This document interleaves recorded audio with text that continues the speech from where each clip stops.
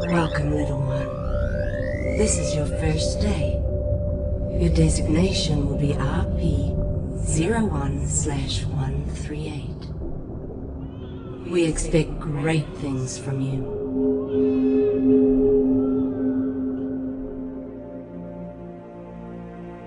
You have been born into dangerous times. A sharp mind can be the key to survival.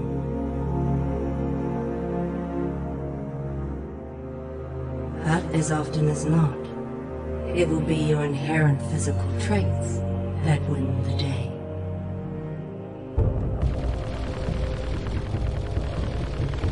And in this regard, you will be superior to your more common brethren.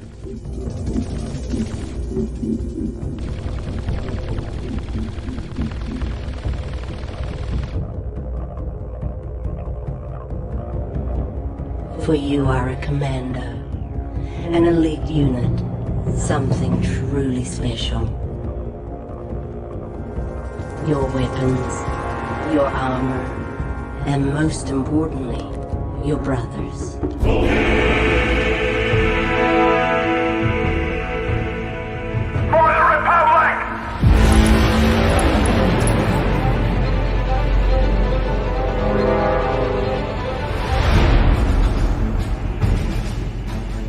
All right then, listen up.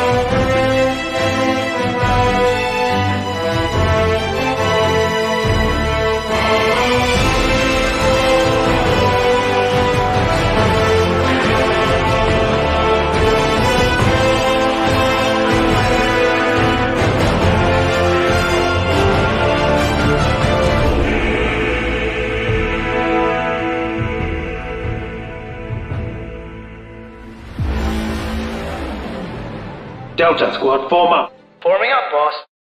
What is up, my fellow Republic Commandos? It is your boy Trey of the Bat Channel. We are live once again, taking a journey to a galaxy far, far away with the brand new Disney Plus series, Star Wars: The Acolyte.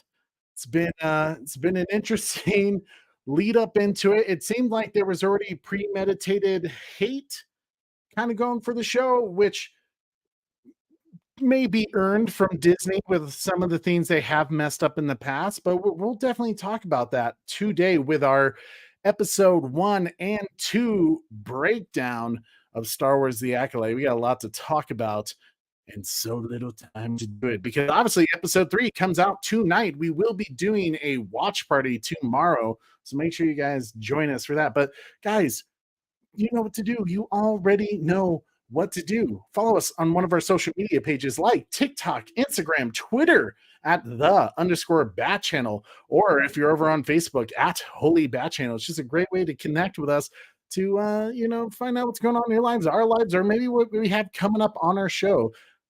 Just do it. Just follow us if you're on one of those social media pages. And as always, it helps us out so much when you guys smash that like, share this video, subscribe if you haven't already, and hit that notification bell so you never miss an episode.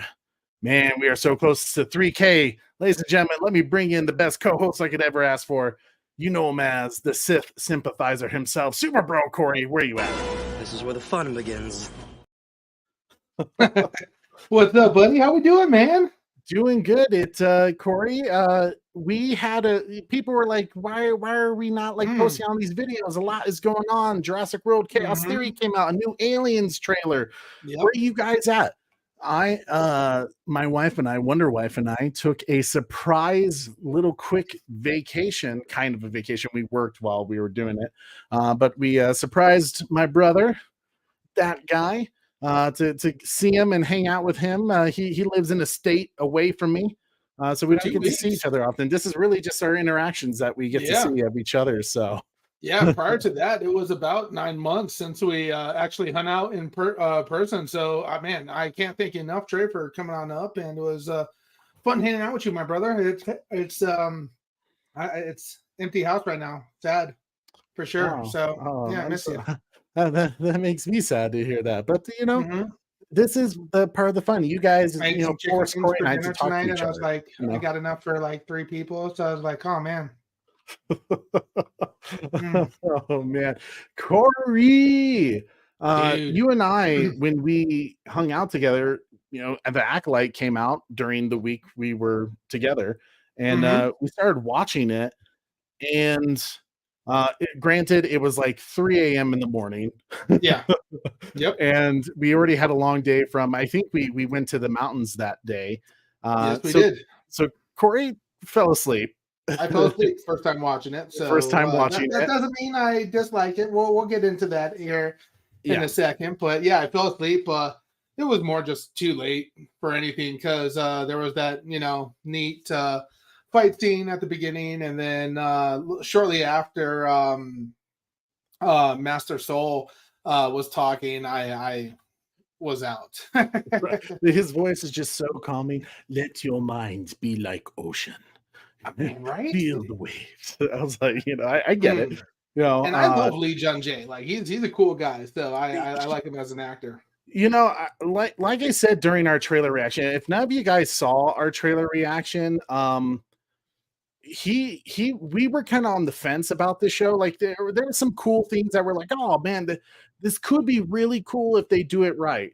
And then there was one particular part we kept going back to that were like, but this is the thing that's really grabbing me, and it's Lee Jung Jae's performance.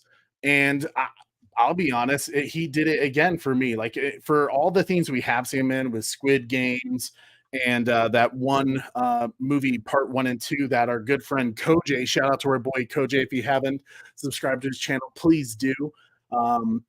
He showed us this Along with the Gods movie that was just like phenomenal, and he's in it, and he's just an incredible actor. So to see him, and he's in Squid Games, so that's where a lot of people know him from, and he was phenomenal in Squid Games as well. Exactly, and to see him in something a little more mainstream. I know Squid Game was kind of a unicorn of a show that people had no idea was going to take off the way it did, but now he's part of a big IP like Star Wars.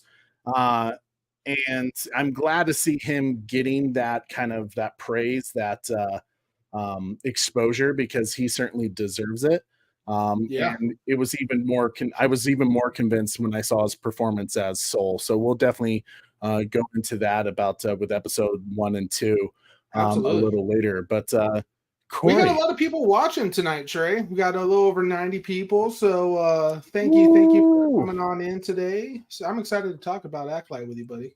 Yes, and we're glad to have everyone here. If you're chatting through us through Facebook or Twitter or even YouTube, give us a like, give us a shout out, send it out, get all of your fellow Republic Commandos, your Sith sympathizers, you know, your Wookiees, whatever you guys are jamming with in the galaxy far, far away. Get them all in the chat right now. Let's hang out. Let's talk about this, because I really do want to hear your guys' thoughts about this show, because I think you guys are going to think we have an interesting take on it. Corey and I always want to look at things very fairly. And I know, like you said, there is some premeditated. There's also some shills out there for Star Wars. And I think it's good to kind of hear both sides and then find like the common ground of things. So without further ado, guys, first off, before we begin, I got my blue milk. I'm ready to Hey, go. he did this You week. know? You couldn't do a Star Wars show without it. You know, for my fellow Republic Commandos. Corey, let's talk about some shows that we have. Representing Ghostbusters.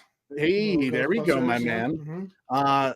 Corey, let's talk about some shows we have upcoming on the Bat Channel that you guys can set your reminders for a little later today. We have our Jurassic World Chaos Theory. I know so many friends were like, dude, why aren't you talking about it? I know you're a big Jurassic Park fan. Don't worry. Wonder Wife and I just recorded it the other day. And I'm going to do all the video editing to make it nice and fancy for you guys. So it will be coming out this week sometime. We're going to be doing the watch party, like I said, tomorrow for episode 3 of the Acolyte. And then later this weekend, because it just came available on physical copy, Godzilla Kong: The New Empire. We're going to do a watch party of it. So make sure you guys get your copy of that or buy it on digital, however you want to go about it. We'll do a Godzilla -1 watch party at some point. Trust me, it's kicking ass on Netflix. Love it with all my Godzilla fans out there. You know, we have a lot coming up. Which, speaking of Jurassic World, real quick, Corey, today is a special day. Do you know what that is for us Jurassic fans? 31 years, guys. Wow. 31 years of Jurassic Park. One of my probably one of my most favorite films of all time. That thing's a masterpiece. Like, you want to talk about like a perfect film that's there. And you were a whole lot luckier than me, because when I was a kid and it came out and I wanted to watch it, Mom had to like stop, pause, fast forward, pause, play, and then that's how I watch it. So I saw the nice dinosaurs the entire time, and then by the time you were born, they were showing Samuel Jackson's arm fall off. Yeah. The lawyer getting eaten by the T-Rex. You know, right? Sometimes it's good being the third child. Other times, you know, when people ask you, "Where's all your photos?" Hey, sure. Oh man! So after this show, man, just watch Jurassic Park, celebrate a little bit because it is Jurassic June. Man, I'm so excited with all the things with the new Jurassic Park movie that's coming out, season 2 of Jurassic World Chaos Theory. It's a good time to be a Godzilla fan. It's a good time to be a dinosaur fan. Like, just give me all the content. It's just delicious. Love it. Love it. Corey, I don't want to wait anymore. Do you want to just get right into the Acolyte episode 1 breakdown? Of course I do, man. Let's jump right into it. Let's just jump in. So this first episode was called Lost Found, and of course it was directed by the showrunner of this particular show, Leslie Headland. Who has definitely been of controversial for Star Wars fans. And sometimes I feel like she's trolling a little bit because she knows it's going to get a rise out of people. I don't think that's the smartest move on her part. They've been making them the shorts, though. You know, that there's been tons of shorts going around and clips and everything like that. So they're definitely getting people talking about the Acolyte, especially in the Star Wars community. Good or bad publicity is publicity nonetheless. You know, they're getting people to talk about the Acolyte for sure. So you know, about to reboot Jurassic Park, give me feathered T-Rex. You gotta let that go, buddy. They already explained why they're not feathered. Good God. It's a good time to be a fan of everything except DC. Yeah, that's true. Man, Corey, there's one thing, you know me, when it comes to this first episode of The Acolyte, there's so much writing on this, right? I feel like people were already on the fence with the show. So you really got to set the tone the first episode. And one thing I will say that felt comfortable, like getting back, going home again, you know, with Star Wars. It was the music, you know, me being a music guy. And I felt like it reminded me a lot tone-wise and just stylistically as the prequel trilogy. In fact, this entire first episode kept giving me prequel trilogy vibes in some places. And sometimes it got lost, but there was a couple of moments I was like, ooh, okay, like I see what you're doing there. You're even using sound effects that they use in the prequel trilogy. I dig that. What was your particular thoughts about just stylistically the opener, the title, kind of giving us that blue text, kind of taking us back to that world. Yeah, I looked it up, but Michael Abels is the composer for who composed the score for the series, and I thought he had a lot of like kind of prequels vibes going on through it that kind of immediately took you back to an older time, an older place, and did have some comfortable, like, oh, this is how it's starting. Okay, I actually liked the theme quite a bit. Yeah, it was very much, we're back in this universe, right? Because we've talked about it so much how like Andor, for an example. One of our criticisms with Andor is sometimes it didn't feel like Star Wars, even though it was brilliantly written, and I still think it's one of Disney's best shows that they've provided us for the Star Wars franchise. But it just sometimes it didn't feel like it, partly because of the music. Stylistically, it wasn't quite there. It was very different. Even that EDM kind of Star Wars tune they did at one point. But it was still cool. But this felt like we were coming back to what we know. This is the High Republic times of this universe, which is very interesting, right? We're seeing the Jedi definitely at the top of their game.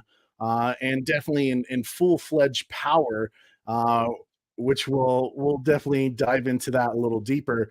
But they say it's 100 years before the rise of the Empire, but a powerful few are learning the ways of the Force in secret. And a lone assassin risks discovery to seek revenge. And we don't know quite what she's seeking revenge for, but we find ourselves on this planet Yuda, and this to me, once again, Corey, like, how do you know you're in the Star Wars universe? Throw us at a village, space bar, with all these different creatures. Immediately you're just like, yeah, okay, this is Star Wars. And we see our hooded assassin who's engaging with Master Trinity. Sorry, I mean Indara. I'm going to struggle with that all day because the moment I saw her and just the scene she had, I was like, it's Trinity, from Matrix.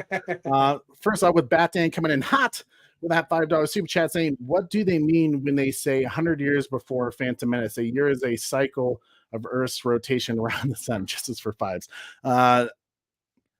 I mean, however they defined, years in, the Galactic Republic, I guess you could say. I'm sure it's kind of a standard of however they measure it. But essentially, if it's 100 years before the rise of the Empire, that would be 100 years before Revenge of the Sith rather than Phantom Menace. But yeah. Thank you, Batman, for your $5 super chat. Always appreciate you and your love for justice for fives. Go ahead. This for you, Batman. Hello there. Hello there. Hello there. But yeah, we get the scene, and you could tell she's on a mission, right? She's searching for this Jedi, and we go to this. When she spots her, you can kind of get the sense that she maybe feels her through the Force, but this idea of unfinished business with her, and it seems, I don't know if it's like a code that these acolytes have to have, these assassins. It kind of seems like it based off what we see throughout the episode. But how she always starts them off with saying, attack me with all your strength. It's almost like it has to be a fair battle. It has to be humbled, or an honorable death, essentially, for it to be complete. And there was definitely, I felt like, while there was definitely some bad blood, at least for May's character with Indara, you could also kind of sense that she's not only challenging her past, but she's challenging her moral code, like the Jedi's moral codes, to push them, to make them be something that they say they're not, that they declare to the galaxy, we're these peacekeepers. And clearly these Jedi that she's hunting must have done something that is not very Jedi-like. Corey, what was your thoughts of just the opening scene and seeing May kind of push the buttons a little bit, trying to make Indara do something that was not Jedi? Yeah, obviously, I have a tendency to kind of judge the Jedi a little bit more than most people. I thought it was interesting. Like it felt like they had a past. It felt like there was something going on there. Like, why are you trying to push the buttons of this, Jedi? What is triggering this event? And yeah, she like, and as see with other ones, she's definitely pushing buttons, and she's definitely, like trying to complete this quest, which is really interesting, man. Yeah, I agree. And just the simple fact that um you're seeing her when it's this really cool dojo battle like thing. Hmm. It almost kind of reminded me of the Matrix dojo thing. I Yes, very know that matrixy. because of the Trinity, but Hmm. also reminded me the Game of Death with Bruce Lee, that whole fight Hmm. scene, which was really Because cool. There's Sorry, go ahead. absolutely, because and a very matrixy feel to it, just the way they were kind of moving around and everything like that. So Matrix Star Wars, but like, she went in there with daggers, bro. She knows that this person's a Jedi, like, so uh you brought a knife to a lightsaber fight, like what's going Mm. on here? So that piqued my curiosity as well. Yeah, absolutely.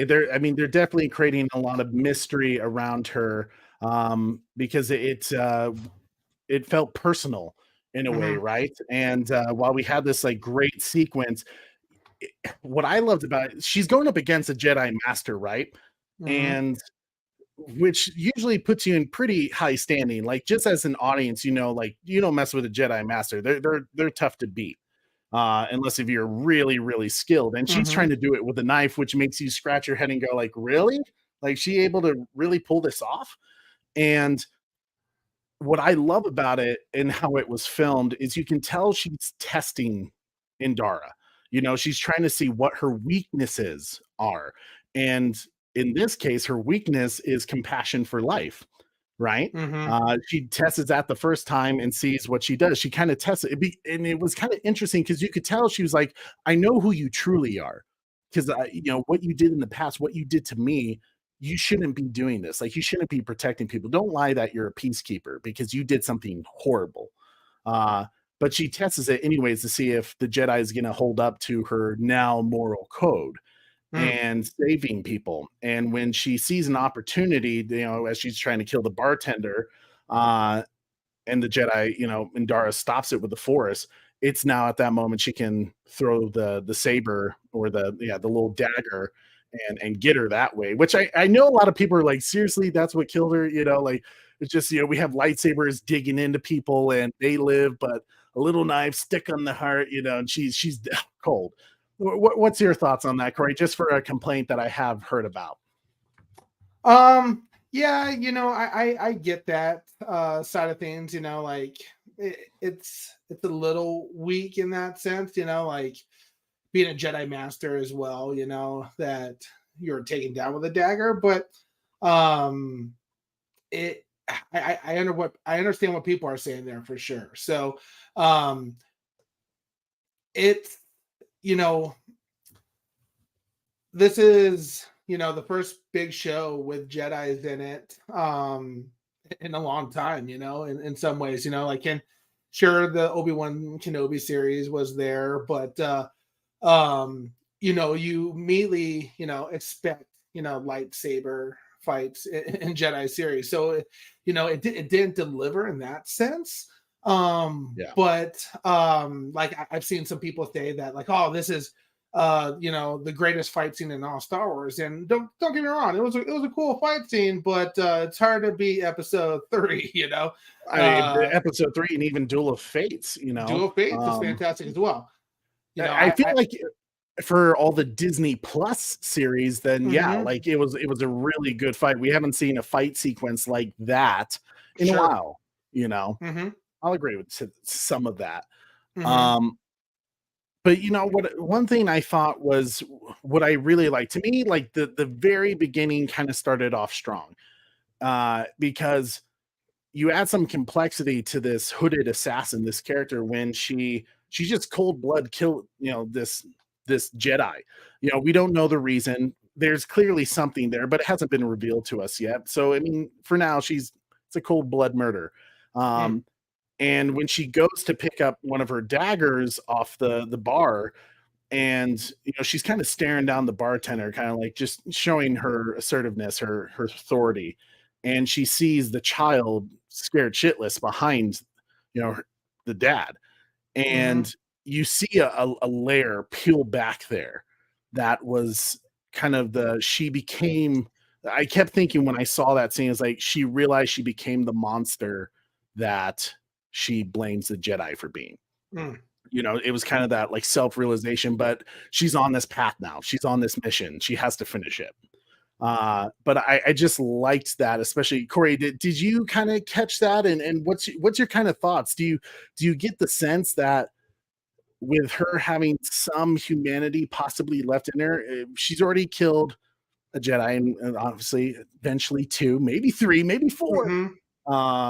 Do you think, is there any path to redemption regardless of the crimes of the Jedi?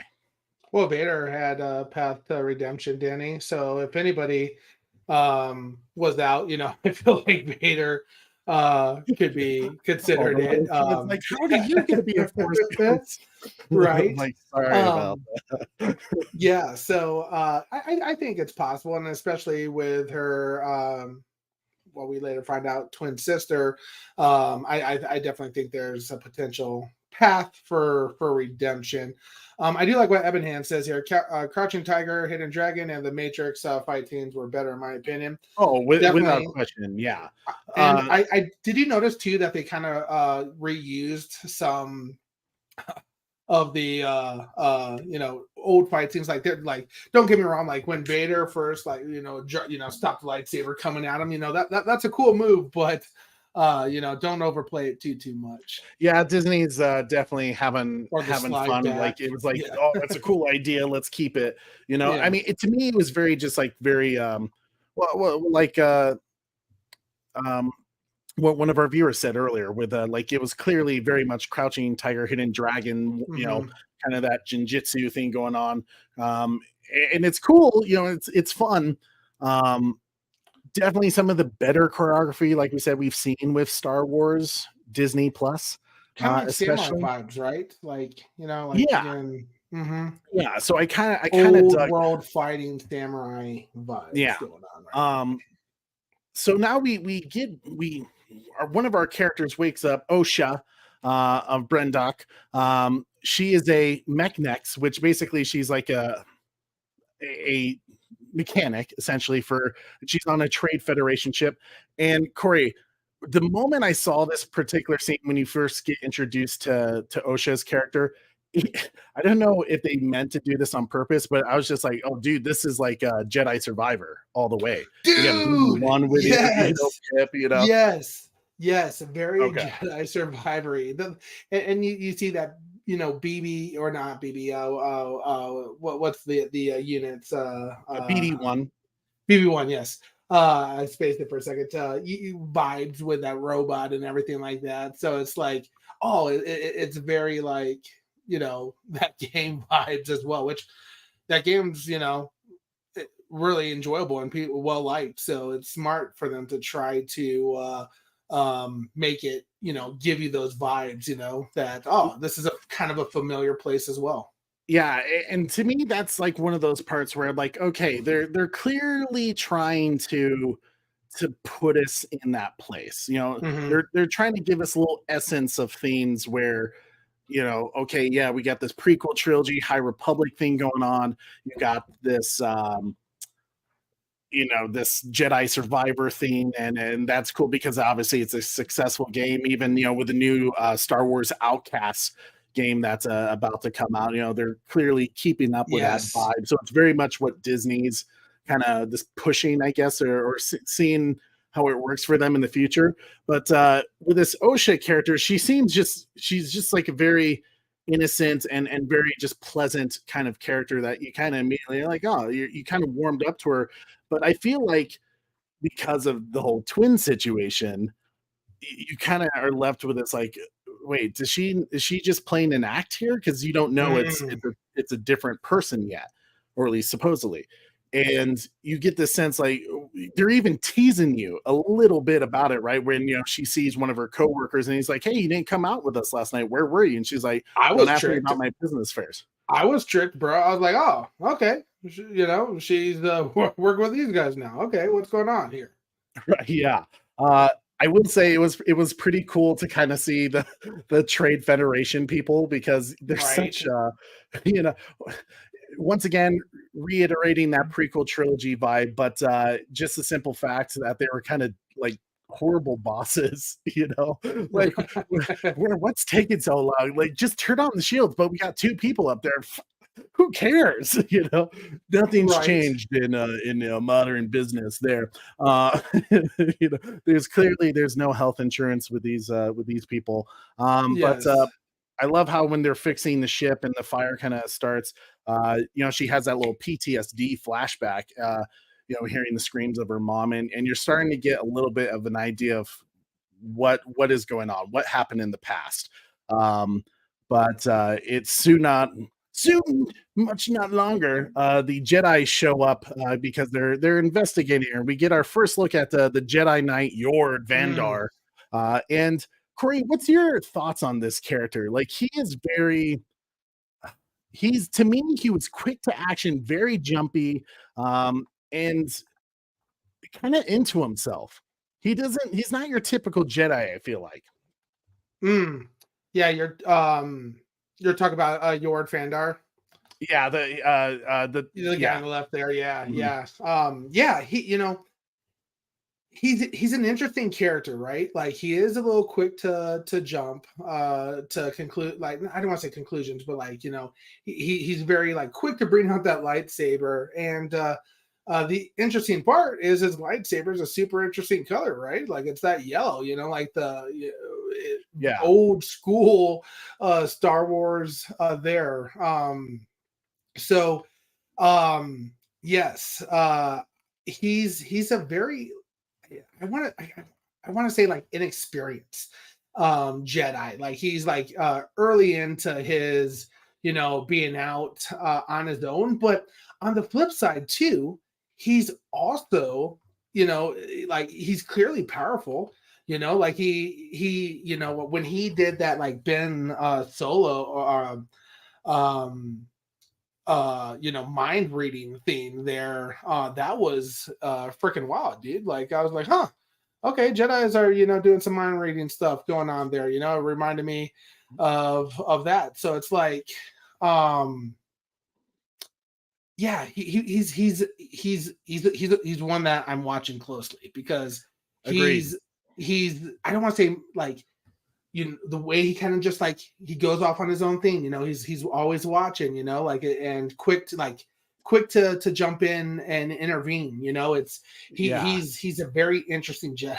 I really like what Wayne Enterprises and Beyond the Night say here. He seems like he is ambitious or like he wants to Hmm. make a name for himself. And it does seem like that because Yes. there's that one scene where they walk in on him and he's like making his clothes really nice. He's trying to look good. And it's like that's kind of like a weird thing for a Jedi to kind of worry about. Usually they have their minds on other things. Not that you ever see really a Jedi kind of look dirty, especially during the High Republic time, unless they gone through battle. But like he takes pride in his presence around Mm. people, and he's very proud of it.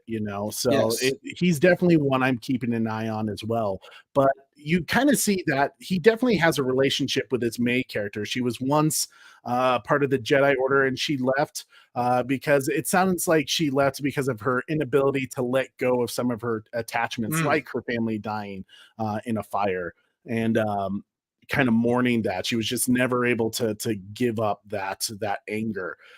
So she's identified by one of the bartenders and is taken prisoner and is going to be on this prisoner ship. But we finally get to Coruscant, and the Jedi Temple's looking good, but we finally see the guy we've been waiting to see what he's like, Jedi Master Soul. Mm. And he's doing that whole scene from the trailer and it's a cool moment. But I will say there's something about him, Corey. Mm. There's something about Soul that is he reminds me of a lot like Qui-Gon Jinn, but I get a feeling about him that there's something more to him, and it Mm. could be the past, of him being involved with whatever happened on Bendark with May's family, and but there's I just don't get the sense he's telling everything. Um, No, and clearly there's something going on, and a reason why May is out to get these Jedi's, and finish the job. One could say I, you know, shout out to Lee Jung Jae. I'm a big fan of him after the shows and movies that we've seen him in. So he's one that I'm also was super attentive too, and the fact that like the attachment side of things, and the feelings and the connections, it was kind of giving me even some like you know Anakin Ahsoka vibes, like oh, she's a mm, former Padawan, like it was an interesting just the way, like even the other Jedi Master, she was like, oh, I didn't realize you had oh, Master some Vernestra, something like that. yeah, like even she was like, oh, I didn't realize your attachment to her, it caught her a little off Yeah, guard as well too. So it did. um that's something to watch as well. And the way he was like, oh, May's dead, like right away. And Right, like not um knowing that May is a alive, and sure.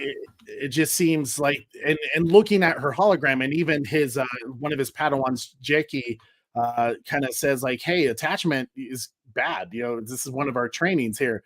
And he's just like, you could tell he kind of throws it off. He puts it off, and then she kind of comes at him again to kind of have him explain stuff like, you shouldn't be dwelling on your memories. And he's like, memories are a lesson. If we don't meditate on the past, we're doomed to repeat it. And that's a great saying, right? But in a way, it's kind of un-Jedi like, Mm, So that's yes. why I get the sense he's very much like Qui-Gon Jinn, because he sees how the Force is balanced, and maybe truly believes in that, to the point that even the Jedi kind of he recognizes some of the corruption and the missteps of the Mm. Jedi. Which the moment I saw this Master Vernestra, Corey, I mean, it was like, oh damn, here we go, Super Bro Corey, the Sith sympathizer. He's like, see, the Jedi are evil, because the moment this lady walked in and she's like, hey, we need to settle this quietly, we need to take care of this quickly, because our Mm, political enemies are they're going to come after us, mm, they're going to smell blood in the water. I was like, damn it, you're mm. a Mace Windu. Yeah. But go ahead and tell me your thoughts on that. Yeah, dude. I was like, oh, once again, the Jedi are trying to keep things undercover and not being transparent to everybody, like if there's actually good things out there, there's if there's a proper way of living that the Jedi hold, like being honest and truthful and everything like that, once again, back in 100+ years ago, they're still messing up in that sense. So it's like, Yeah. man, from my point of view, the Jedi are evil. Right. It once again kind of showed you that it wasn't the corruption with the Jedi didn't just start with Mace Windu. It's been around for a while. Well, Um, they're in there, they're so, it got me thinking, like they want to be looked at in such a good light that they're trying to control the narrative. Well, if you just went out and said, hey, this is what's happening, we want to let you guys know we're going to handle this. It probably, give people a better taste in their mouth, right? well, I think it creates more confidence in the Jedi if Mm-hmm. they are like Trevor H says here, transparent and honest. So the fact that we're already starting to see the corruptions, the cracks within the glorious peak Jedi at this Mm, time of the High Republic, you can kind of just see where the Sith were able to slip in through the cracks and take them out within. Um, absolutely. which is unfortunate. At some point, I just want to see a time where the Jedi are exactly what we want them and need them to be, rather than this corrupted thing. It kind of breaks my heart a little bit, because I feel like growing up as a kid, Jedi were good, Sith were bad. That was never a question. But now we live, getting older, you realize these complexities, that maybe some of the decisions that you thought were good have consequences that can affect people around it, that it might not be all good and there might not be all bad. There might be somewhere in Some between. gray area, huh? Yeah, with great Jedis. But it was definitely a very interesting scene. But Corey, we get to this prison ship, prison break, which is funny because you and I just started kind of rewatching that show. Osha, what did you get from? Because at this point, I don't trust Osha. I'm thinking she's May. I'm thinking she's the same person. Me too. And Me too. you see how much she has faith and trust in the Jedi. She's like, yeah, you guys go ahead and break out. Like, I trust that I'm going to get a fair trial. I'm going to be good. You guys do your thing. What was your thoughts on that? I was confused. I was like, I thought that she just killed a Jedi. I was like, what's going on here? She has something up her sleeve. I was thinking like, there's somebody on the inside, maybe Yord or Master Soul, like she's gonna get off scot-free. So I was like, I was almost expecting that it was like her way of like getting on the inside of the Jedi Temple and then just wiping out the people she needed. Exactly. It was like all an act. Trojan horse style, absolutely. Totally, yes, absolutely, dude. And of course, the prison break happens, and it's a fun little scene, and they're in this asteroid field, and the ship crashes on this nearby planet called Karlak. And you get this really cool scene where there's this force connection between her and her sister. It almost kind of reminded me of the scene on Dagobah with Luke Skywalker and Vader, when he goes through kind of that forest swamp area and he has that vision, and also kind of what we saw in that sequel trilogy that we don't like to talk about too much with Kylo Ren and Ray. Yeah, Ray. See, I almost forgot her name. See, I'm blocking it out of my mind for that whole thing. But they had a very interesting, there was this poem that was kind of said throughout, that was kind of a mirror and reflection, we're, one, but now we're born of two, all this really metaphorical thing. I am you, you are me kind of thing. Everything I give to you, you give to me. What was your thoughts about that poem, Corey? What do you think they're trying to say by that? Because I feel like there's something hidden there. Yeah, for sure, right? Like it was interesting. It kind of gave me, like you said, that Rey Ben Solo connection in the Force vibes, or like the brother sister in the Clone Wars. You can correct me if better on that, since you're more into the Clone Wars. The brother, sister, father, vibes. Oh, you're talking about the actual the Force. Yes. Deities over. Yeah. Yes. Exactly. That's exactly what I was thinking. Like yes, that absolutely. Okay, that's interesting. Yeah, to me, it's I've heard some theories and I'm not sure what to make of it. And that's good, because normally I can figure it out pretty quickly. And I do have some theories, but it's one of those, I don't trust any of them yet. And I do like that. I like that I can't quite figure out where they're going to go with this twin story. I hope that it just doesn't go down a road where it's so obvious and kind of just a stupid reveal that it's kind of just whatever, like, that wasn't great. You could have done something really cool with that. The butler says, I think May or one of the twins actually did die in the fire, and the other is just a projection, kind of like what they did with Last Jedi with Luke Skywalker. I've heard that one. I've heard something similar to that, and it's an interesting idea, though. I'm trying to think. I don't think Ren was able to actually touch Luke Skywalker. So they would, if she is a force projection, she's actually able to touch and fight and heal, hit people. Like that's interesting. I'm not sure how that works. And if Disney's just having creative liberties on that one. But it's an interesting thought, Butler. I kind of dig it. Mm. But of course, we learn with Master Soul that once they find the prisoners that escaped, they're all blaming on the Jedi. They're trying to get a lesser charge for escaping prison. And Corey, Right. I once again thought there's something going on. There's some type of corruption going on because one of the prisoners was shouting to the world, "She's evil. I felt it. She's evil," and Soul kind of like erases, like clears his mind, calms him down, and he's just like, "Tell me what actually happened." He's like, "Oh, she saved me. I wouldn't have gone off without her," which I thought was interesting. Do you think the Jedi, and more specifically that Vernestra maybe manipulated those people to try to blame, to put a clear, clear judgment, like she did it. Let's go after her. Let's take her out. That's interesting. I didn't think about it like that from them putting it into their head. But it was definitely one of those things where it was clear and it was, you heard exactly what they said. So they're still trying to mess with our minds a little bit on the validity of her. So that's a super interesting thought, bro. Like that they're trying to, maybe interject some of the influence into it all. Yeah, I was just, it just made me wonder because for him, he saw, and yes, he did have that creature on him that was messing with his mind, but it seemed for her, Soul was able to pick up on it so quickly that the guy wasn't thinking clearly, and to kind of see that here's this other Jedi Master. She's clearly powerful. I mean, Soul is taking orders from her.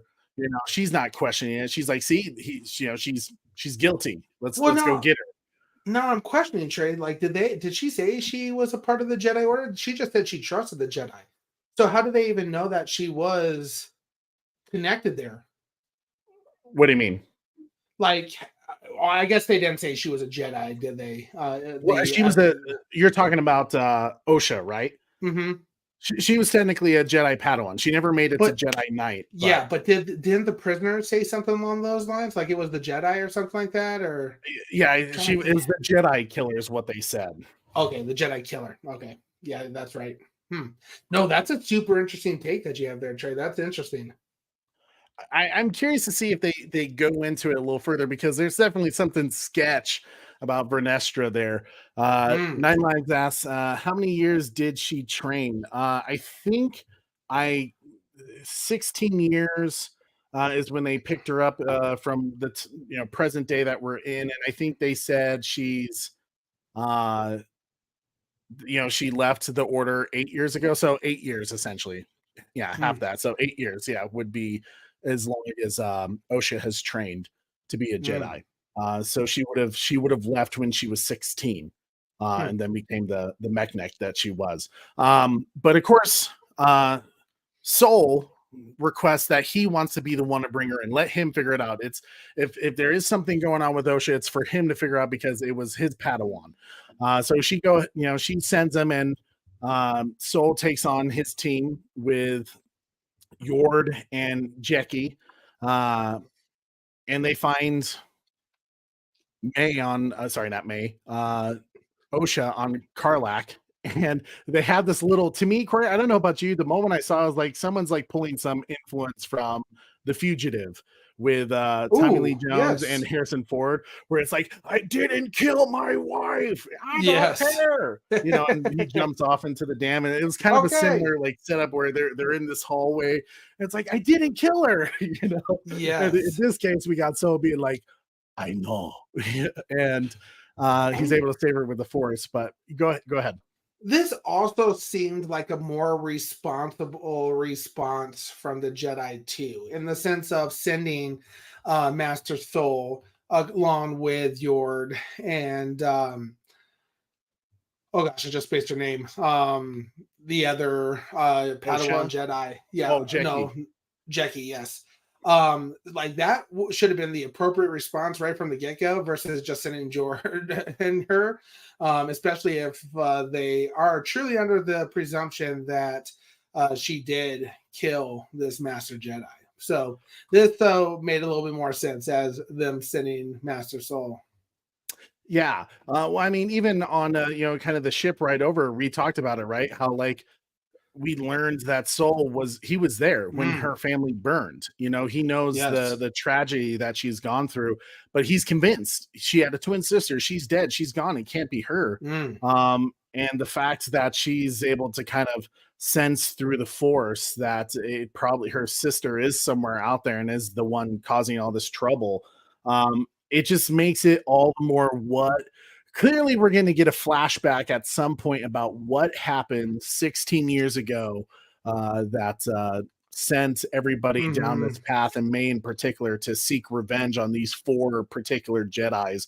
And I'm really curious to see, because episode 2 especially kind of goes into it's kind of like a whoa moment for the Jedi. But of course, sorry.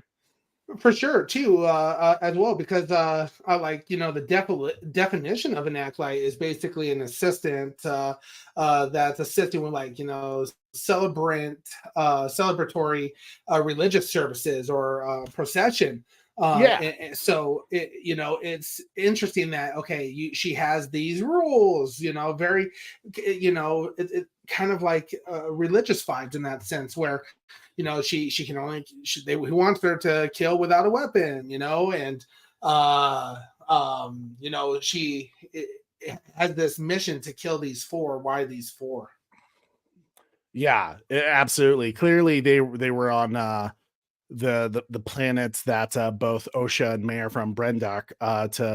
There's something that happened there that the Jedi maybe potentially try to cover up and maybe even blame May for it, to protect the image of the Jedi. So I'm curious to see what big reveal that is and what more insight we start to get on it. But we do see at some point, well,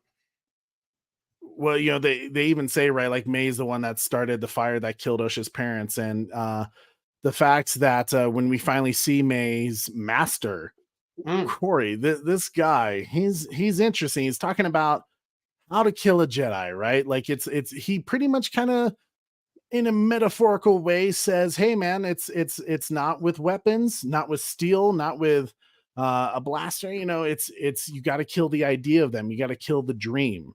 You got to kill who the Jedi are. That's the way to take them out. What's your thoughts on this mysterious Sith character? What's up, Skywalker the Jedi? How's it going, big fella?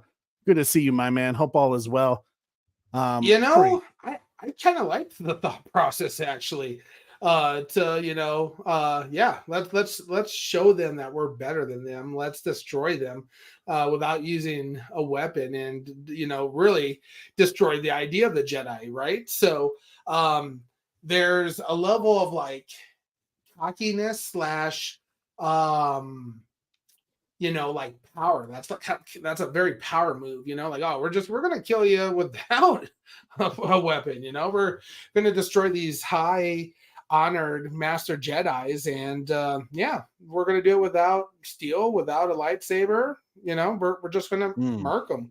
So like in some ways it was like, oh, that's interesting, like clearly it got me like, okay, she is learning some things that are going way beyond what they're training. Is he a Sith? We see the red lightsaber, like what's going on here?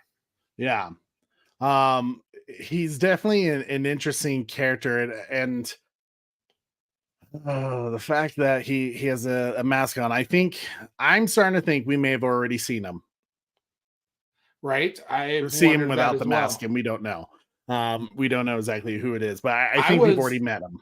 I'm just gonna throw it out there, but like I was kind of curious, like obviously, could it be one of the Jedis? Okay. Do you wanna hear my theory on that? Yeah, let's crack it open and have a receipt of it for sure, because I definitely I'm definitely curious, buddy. Like I was thinking maybe that I was like, man, it probably can't be Master Soul, but maybe it's that other I one. think it is. Trey. I'm You think starting it to is wonder if Master it is Soul? Soul. Yeah. To Mm, me, one thing that stories have kind of always taught me is like you never, you, you never trust the person that seems like they're trying to mm, help you, you right. know. Um, and I just get the sense the fact that he was there, he believed May was dead. Hmm. Basically But did you see his everything face he's told us. afterwards? What's that? His face was very suspicious after that. After he said this, He that May's right? He dead. can, and not only that, he's doing things that aren't so I general. Like saw he her has die. attachments. Now, granted, Hmm. you can technically have attachments as a Jedi, but it's the ability to let go. So like, yes, you can care about someone. Technically, as George Lucas says, you can even love or sleep with someone. But the idea is you have to be like you can't Mm, fear. You can't fear to right. lose it. So if he's Yes. okay to lose it, then technically he's all right with attachments. But nonetheless, it seems like he can't let it go. He says he's made Yes. peace with it, but Yes. has he? Absolutely. And so I kind of suspected potentially maybe him, even though I'm trying to still figure it out in my head how that all works up. But it's interesting to me how quickly he was, like, oh, May's dead. I saw her die, So it's like, uh, okay, maybe you did say May die, and now she has like some, Darth, nickname now, like that. Kind of like how Anakin's no more, I am all that remains, it's like maybe it's something along those lines. But yes, he's definitely very suspicious in my opinion, Trey. Yeah, I don't know. We'll have to see. That's just what I'm going to throw out there for now. I don't trust Hmm. as much as I love Soul, and I really don't want it to be him. It's for that reason that I think there's something going on with him. Right. That he's maybe not the guy that we hope or think he is. Hmm. Um, or maybe he's working with someone because right, it's always the rule of two, and technically May is not a Sith, right? She's just an acolyte. Right. Um, so I don't know. We'll have to see how they go about it for sure. I forced myself to watch, yeah. But that's where episode one ends. To me, Corey, I felt like episode one was there were some good themes, but overall, I just felt kind of like okay, like there's some interesting things going on. To me, it wasn't like, oh Mm. my god, this is the greatest thing ever. Like, we got some really dope choreography. The story's like really pulling me in. The mystery's kind of pulling me in, but part of the mystery is what I've kind of built it up to be. To me, if Mm. I were Yes. them, Corey, the fact that they already like came out and said like, "Oh, you have a twin sister," I think it would have been better to have kind of saved that reveal. To kind of Mm. let us think as the audience, oh my Mm. god, she is the one. She Sure. killed the Jedi, and no one thinks it's her. And she's weaving her way in. I think just kind of Mm. creating that paranoia with us as an audience, I think that would have been slightly better storytelling to kind of just make us. I mean, the fact that they even kind of teased us, "What'd you do last night?" Yes. I just felt like they should have played into that a little longer. Made us really think like, oh my god, the Jedi have let the wolf into the hen's house. Yes. This is going to be an 8 episode season, right? Like I believe is it. I believe so. Yeah, I think so. I think it's 8. So I feel like I'm going to play a little devil's advocate for you, Trey. Um, if you think about it, the Clone Wars started off slow. We saw that the Rebels started off slow. We've seen a lot of Star Wars shows kind of start off slow, but end, in some ways, pretty awesome. Is it because this is just so new to us? We're not completely invested in the characters quite yet, and this is just episode 1. And yeah, we've seen episode 2 now, but there's not that connection, or it's still too new for us to be like, oh, will rock with you type vibes. You know what I think it partly is, Corey? Mhm. I think there's as bad as it sounds, Disney has kind of the Disney Plus shows with Star Wars have created a little bit of mistrust. Like you're just not sure how they're going to handle it, so you're kind of like, okay, let's see how it goes. You know, it could be, yeah, it is new characters, but some of them are really speaking to me, like Soul. You know, like I really dig his character. He's kind of like Qui-Gon Jinn, but it makes me wonder if he's like Qui-Gon Jinn that has a little more Dooku in him. You know, Yeah, for sure. there's some characters that are intriguing to me, and but I feel like this particular episode, there's just things storytelling wise they could have done. Like the fact that I was able to kind of sit there and kind of go like, oh no, I would have done this differently. Like you would have had me hooked a little better if you just did this rather than like, Sure. oh, I'm hooked. You know, Sure. that's where I kind of go like, you know. The other thing too is I like what Qatar says here. For him, it feels nothing like the High Republic era. You know, minus the white and gold robes. You know, we see the yellow lightsaber from Jord. You know, like this High Republic era. What was missing for that feel for you guys who were hoping for more High Republic era? Yeah, let us know, Law, like what was especially that theme that like it was missing for you for the High Republic, because to me, like they're not they're kind of focused on this story, on this like individual story right now that I don't think you're gonna see the High Republic yet, you know. I think they really try to just focus on kind of getting you to our characters, and I think that was the theme, right? Like how I was like, oh no, they should have held on to this a little bit, held on to this mystery a little bit more about the twin sister, or the twin sister still being alive. To me, it's like they realized they had 8 episodes and we got to get through shit, you know. So which is true, which is true. You know, to be fair, they only have 8 episodes, so 30 plus ish minutes is it, you know. So they do have to work their way through some things.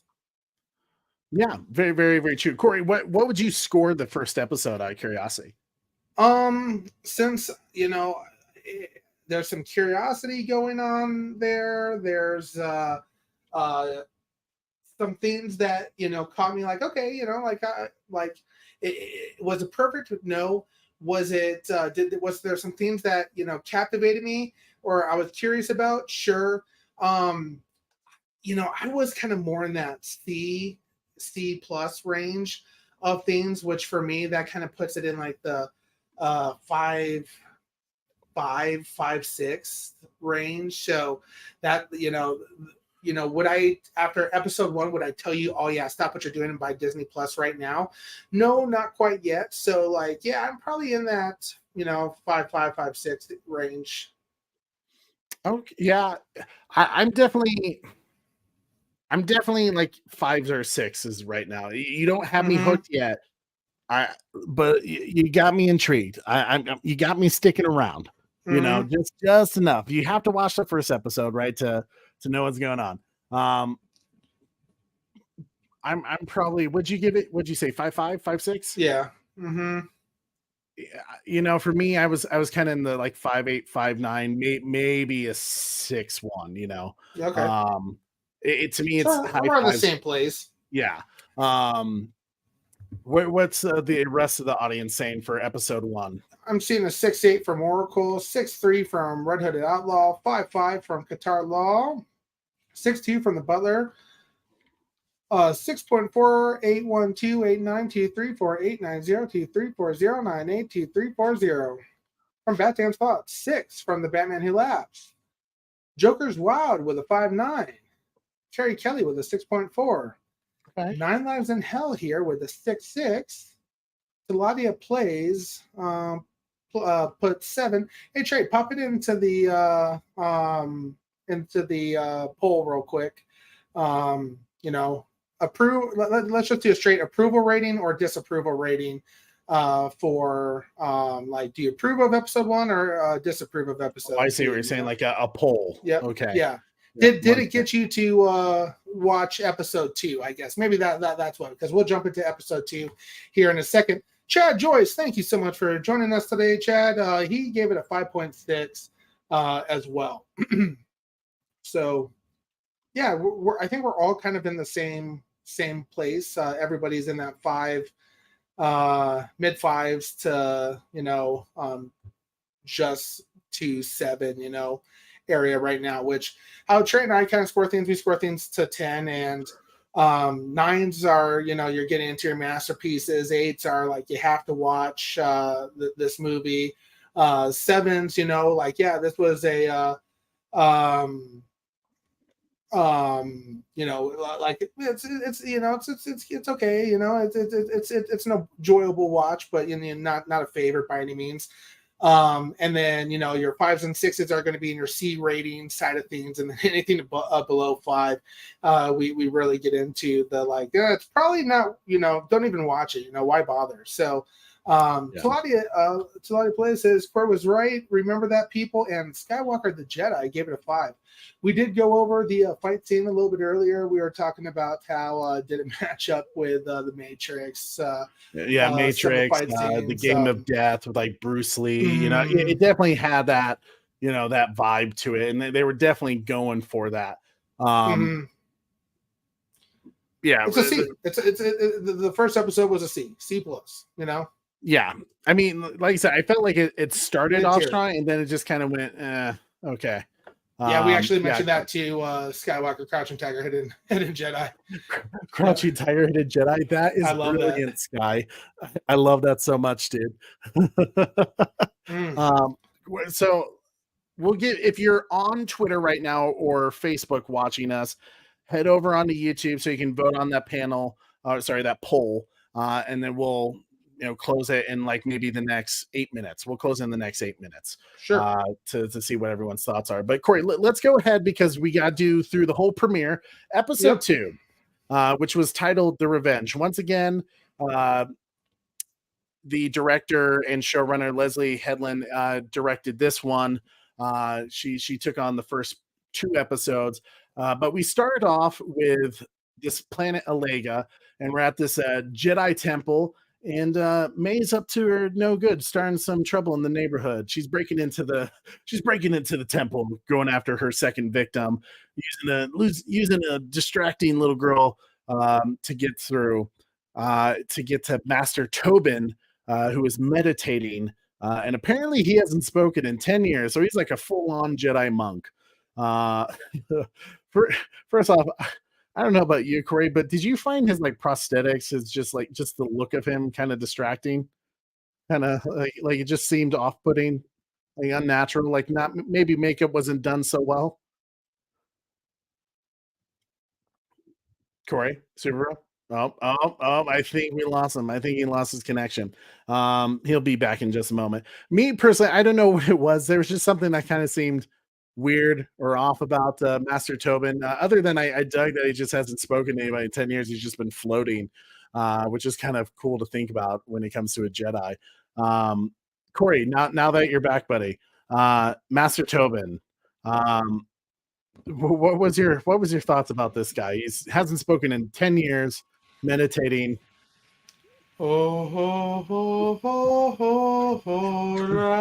This took you 80 years to achieve.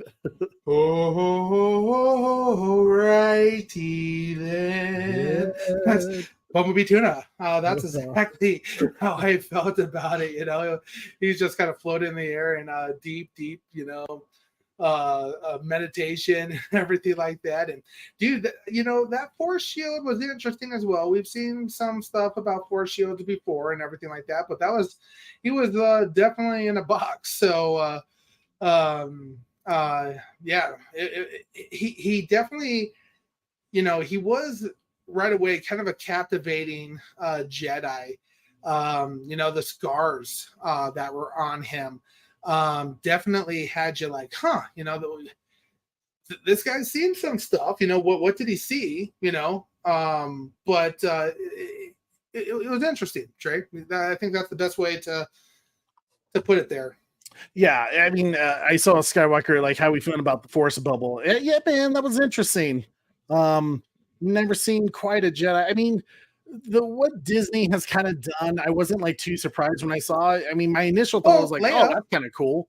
Leia had that kind of like that Force, when she was floating in space type thing. If you want to, yeah. Oh God, I try to block that out of my memory, Corey. The fact that she did that, that was a moment in that movie where I just kind of shook my head. I was like, okay. Yes, absolutely, great concept. Didn't execute well. Yeah, I agree with that, Skywalker. I think it's a cool concept. To me, it was just no different than what we've kind of seen Disney do with like Force defense in their shows with we saw Jedis and Vader like blocking the lightsaber with his mind, with Reba in the Obi-Wan Kenobi show. So it was just a different version of that type of ability. And part of me is like, yeah, it's actually kind of cool when you think about it. Like, he's so like in his zone that he's like created this protective shield around him that like it just made her look like a mime in it, but yeah, I agree, it could have been maybe done a little differently. I'm not sure exactly how I would have wanted it to look, other than I think the more important thing is what they were trying to say by him being in this meditative state and not really caring that she was there.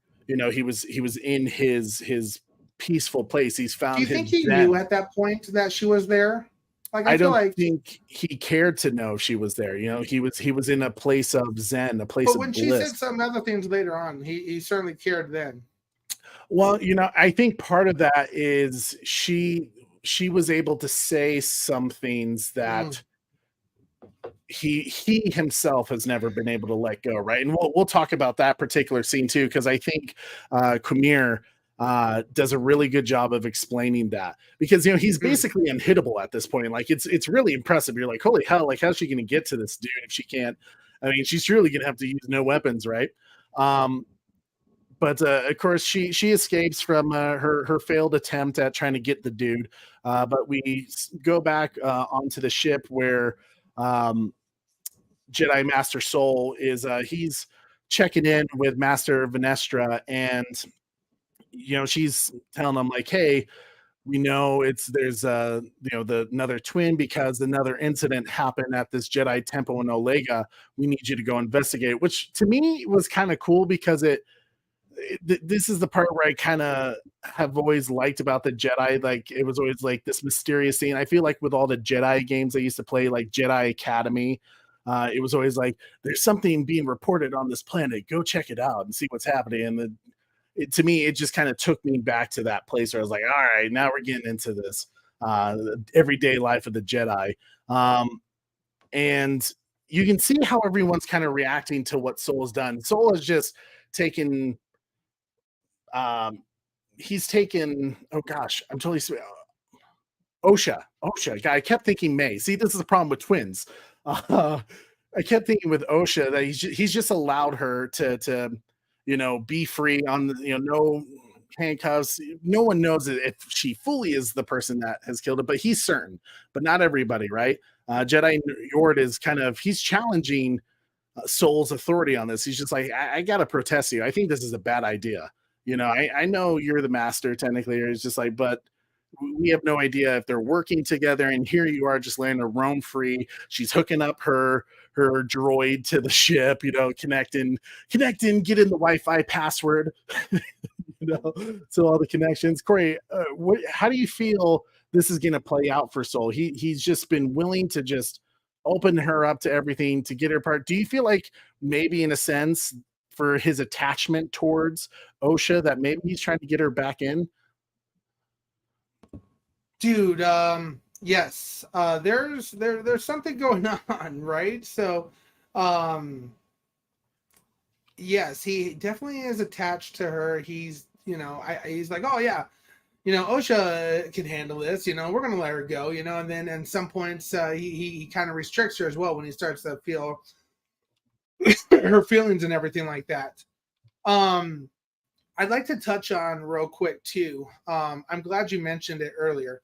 This felt very Star Wars gamey slash Yeah. Star Wars, like detective work. Like, oh, we're about to go on a mission, and we're gonna like have to go to all these planets and track this down. So I did like that aspect. Like, oh, there's like some Jedi detective work that we don't really see too much. In the movies.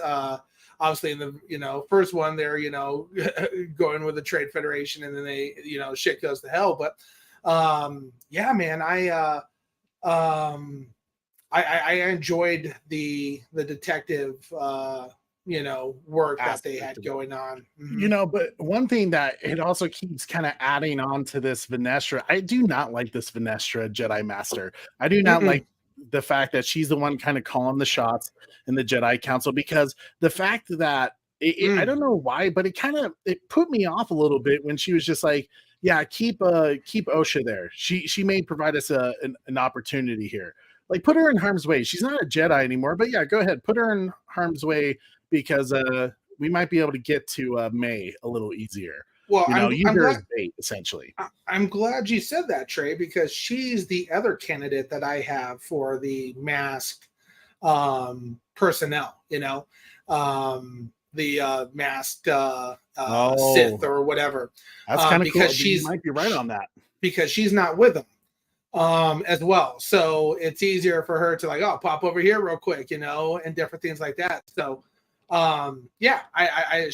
she's on my watch list for being that Sith or whatever that person is as well, Trey. Yeah, that's it. Says, I guess stop thinking of the Jedi as a good guy. I will never stop, because Obi-Wan never gave up. He did. It's to me, it's still just very interesting.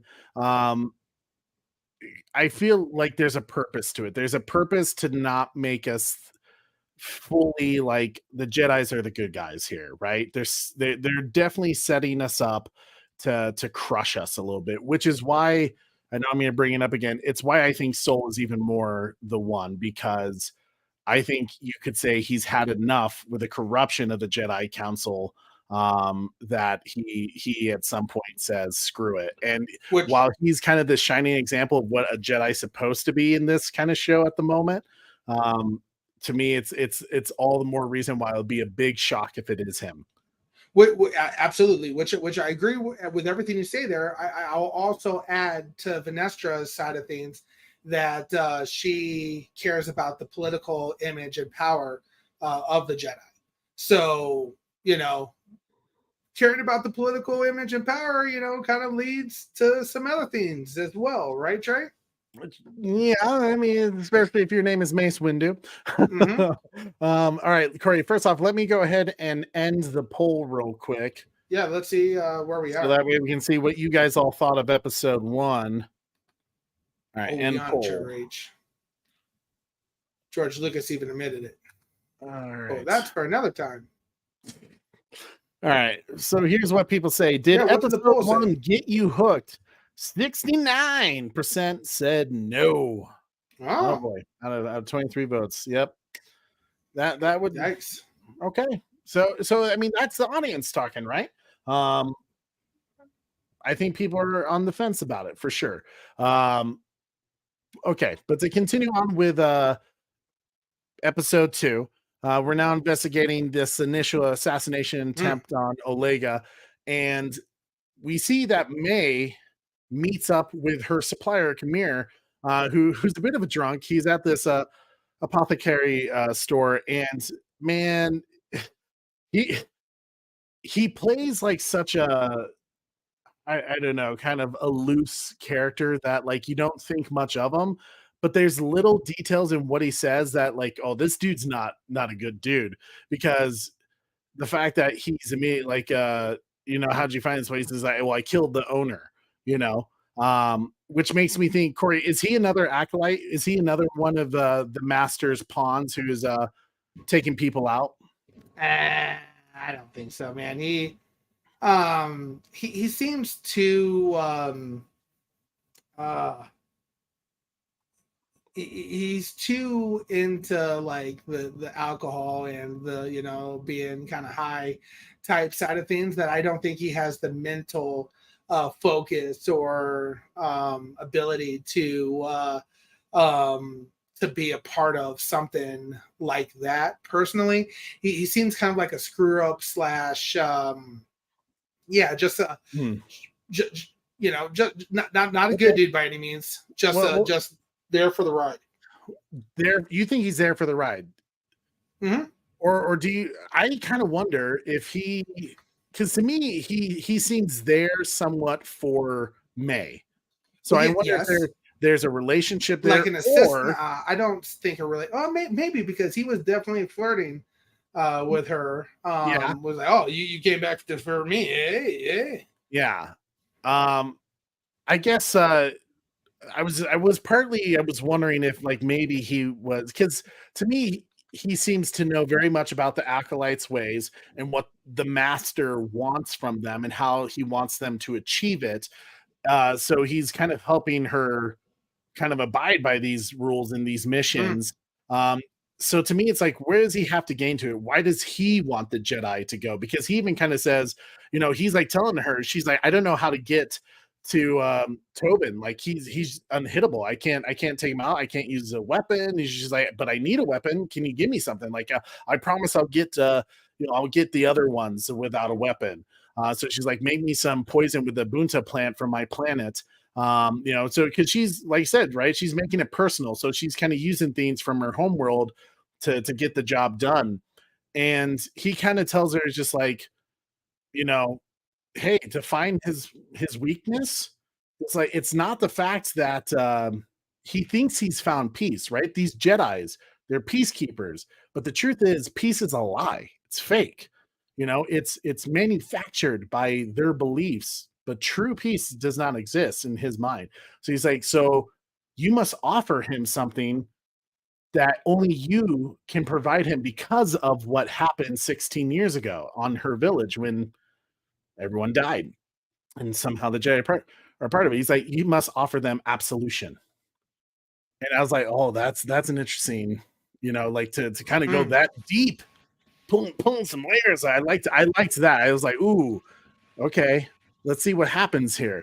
So he makes her the poison, and the second assassination attempt. It's pretty cool. I love that she's able to kind of go to him and tells him, just like, hey, you want forgiveness? I'm the only one that can give it to you. You know what you did. You can either go and confess your crimes to the council, to the Jedi Council, or you can receive forgiveness from me by drinking this poison. And lets him willingly take it. And I was like, this is intense, right? Because Jedis they very much, life is the most precious thing in the world. And to even consider taking their own life would be, in a way, very much going against what Jedis believe in. So to see Tobin do this, Corey, we're starting to get a feeling, man, like something crazy happened on Bendark. What do you think happened? Yeah, clearly there's a significant tragedy that happened there, a significant thing that took place that the Jedi in some ways seem to me like, I don't know if they're trying to cover it up, if I'm giving cover up vibes, or these 4 Jedis are masters. They're clearly the trigger point, the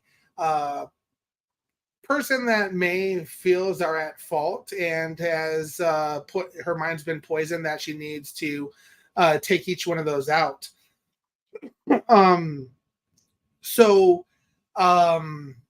Yes, like it was. I was really shocked by it. It goes against everything like the Jedis kind of stand for. But also, what was the mental state of him? He's been closed off for so long, where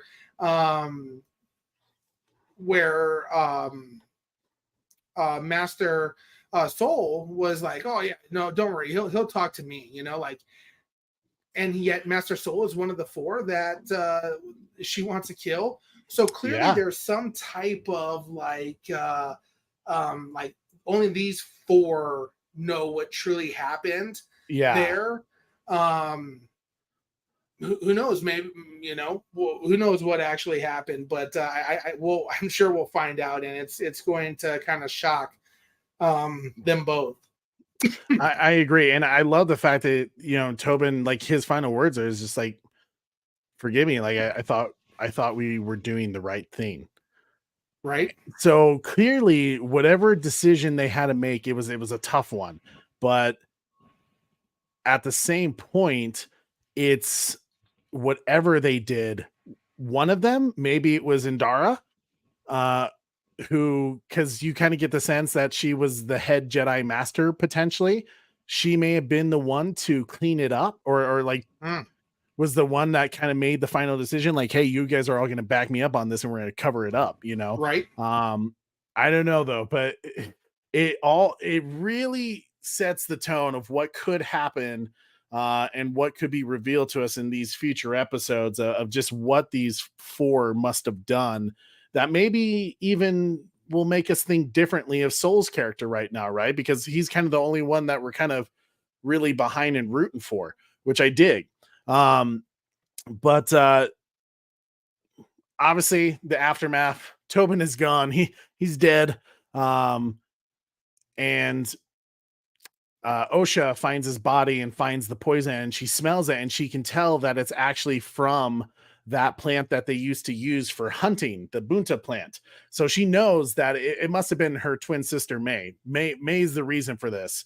So I love those little investigative details that they're going after, but as they're able to use it and kind of lead them to that next crumb, which is that store that Khmer was supplying May from. They know he's not the original shop owner. They need to look into him. And Igor, what's that? Igor is what he reminds me of. I was trying to think of it. Igor from Dracula, like Van Helsing, like he's like the assistant. Master. What can I give you, man? Right? You want the poison? Yeah. That's just like in Assassin's Creed, where you'd go back into your little spot, and they like always like, oh, I got a new tool for you, like James Bond, and always having Oh my gosh, it makes me really happy that you guys in the comments are saying the Khmer dude looked like Ezra Miller, because the moment I saw the guy, I was just like, oh shit, Ezra, like, is that you? And then so yeah, I definitely I got that same vibe too. It's funny that everyone else thought that.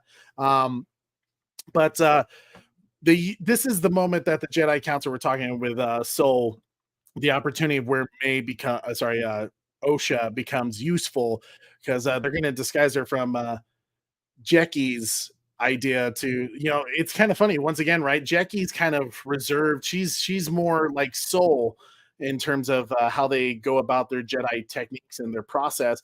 And you had Yord, who was just like, let's just go in there, guns blazing, basically, So he's just a very aggressive kind of, what was the word you used earlier, Corey? He's just very, oh gosh. Along for the ride? Not along for the ride. He's just very, he's head first, he's very much into it without thinking. He doesn't really have spatial awareness going on, but they do send Osha in there, and she's able to trick him, not very smoothly, to kind of give up the necessary details to confess that he did assist in May's assassination attempt by making her the poison, and that there is a master out there. But he's willing to give her up, right? He's just like, hey, if you let me go, she's gonna be back later tonight. You can set it's a trap. You can set a trap for her. So they do it. They set the trap, but once again, Corey, our boy Soul is like, I have to be the one to confront her. I have to be the one to save her. I sense too much anger and too much pain in you, Osha, to be able to stand up to Maya and do the right thing. You're going to try to kill her. And he's like, and I don't want her dead, Why do you think that is? Why do you do get the sense that it's his failure, right? Whatever happened, he tried to save them both, but he was only able to save Osha. Um, but Hmm. May has already done horrible things. She's now killed 2 Jedi Masters, and he could be one of them. She's going after a third. Why him? Why does he have to be the one to take her out? And he kind of meets her on her level, right? Like when she comes after him, when he corners her, he doesn't bring out the lightsaber like Adurna did. You know, he stands up and fights her hand to hand. Sure. I think, you know, we really start to see the gravity of the tragedy that took place after seeing, you know, the Jedi Master Torbin's that oath that he took, that you know, the Barash vow to, you know, kind of be an atonement by himself, and kind of only be focusing on the Force. And if, you know, he's, you know, connected to this horrible tragedy that took place with these 2 people, that the only thing that brought him out of it was May, you know, I can't imagine what Master Soul has been feeling, you know, living day to day as well, you know, like he's still in the Jedi Temple training and everything like that, you know. He still shows up, he's still showing up every day, interestingly, you know, after this, you know, tragedy. So it's like, what, you know, what's going on? What, you know, there's something that he feels like he needs to fix, or he has sinister, you know, thoughts in mind as well. So Yeah, one of the two. right. And I don't know. Once again, it just seems to me like he's so self-aware, and he's so. I just, you know what I feel like? I feel either it was really bad plot armor, or May got away way too damn quickly for Soul, you know? Because that's why I just figured, like, and even with Osha, because Osha, she hears that this battle's taking place and May's on the run. She's trying to get away. She's trying to escape. So she's now after her. She's going to go get her. And she obviously, because May's supposedly the one that killed her parents in the fire and started the fire, she's after her. But she has the shot. And even they make a point to say, or at least Soul makes a point to say to Yord, when, you know, they're going to put they're going to put Osha in this little trap, Yord's like, don't give her a gun. Why are you going to give her a gun? You know, because he still doesn't trust her. And he's just like, she's more than a civilian. She knows how to use this. She's a Jedi. You know, she was trained as a Jedi. She knows how to use this thing. But man, her aim was like a freaking stormtrooper. And it was almost like she was purposefully trying to miss. Did you get that sense, Corey? Or do you just think, oh, plot armor, she sucks at shooting. It's been a while. It's been 8 years, man. Give her a break. No, there was something fishy about that. You know, she shot at her, and that wasn't that was just like a stun, you know, like a stun. A stun a gun, right? Basically, stun ray gun. Yeah. Switch so it to stun. Exactly. Switch phrases to but yes, there's something weird about that for sure. It was definitely off target. I think it was off target on purpose. I do agree with you, man. Like that Soul fight lasted a whole lot shorter of a time than the first fight. And Jord was there as well. Yes, she tried to boogie real quick when others came involved.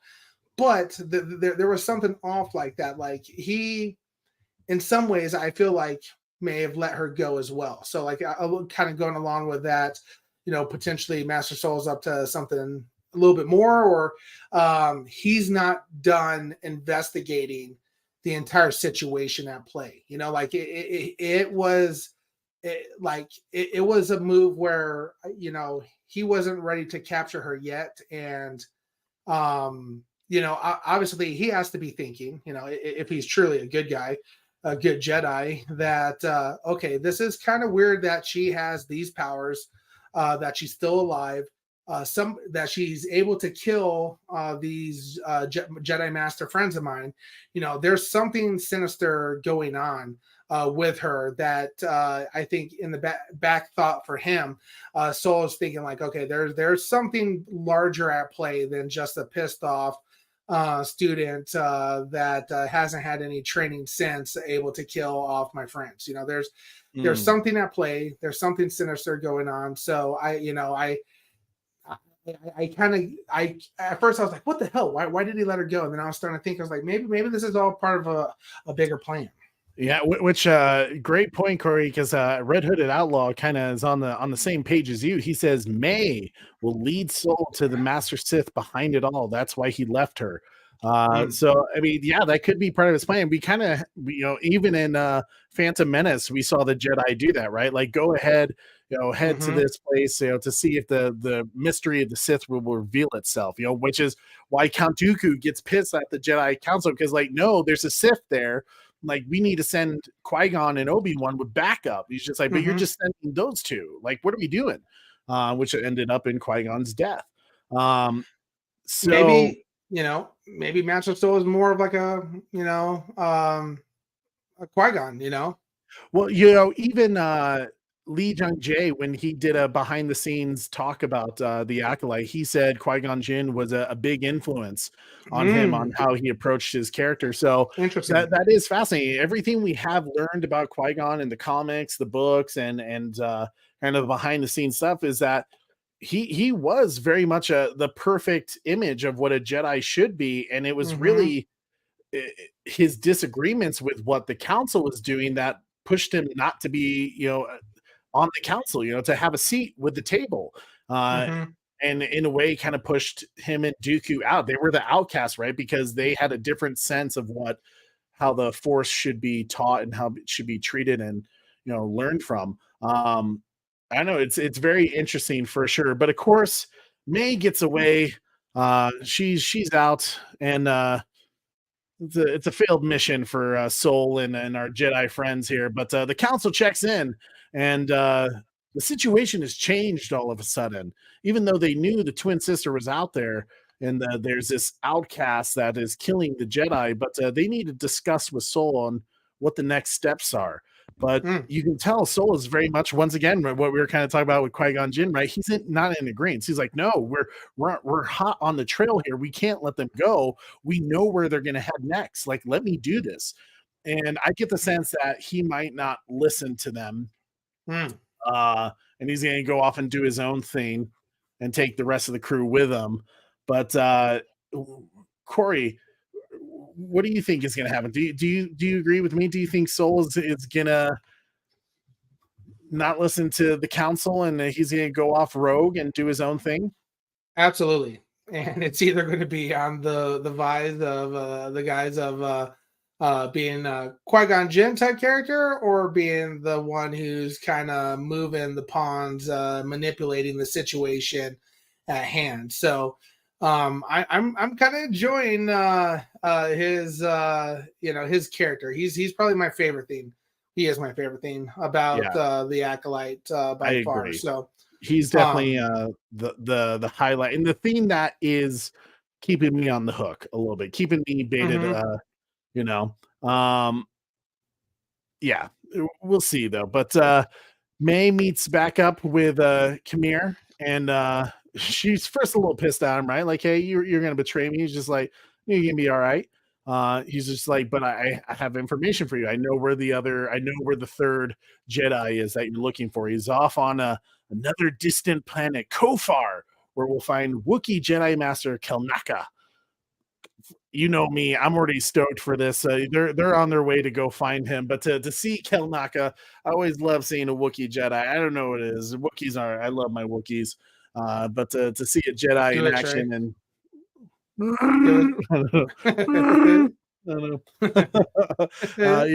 to see one finally a Jedi Master that maybe is going to throw down. I hope he puts up a good fight, and maybe in episode 3, but.